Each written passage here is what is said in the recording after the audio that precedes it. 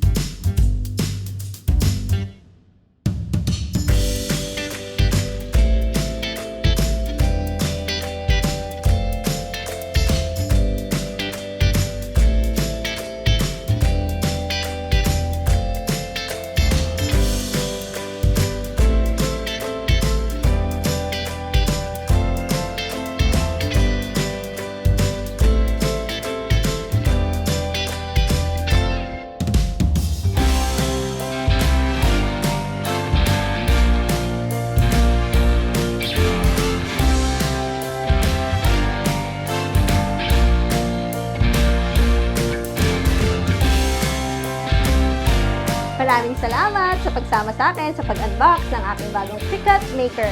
Abangan ang mga bagong pang videos na gamit ito. Paalam!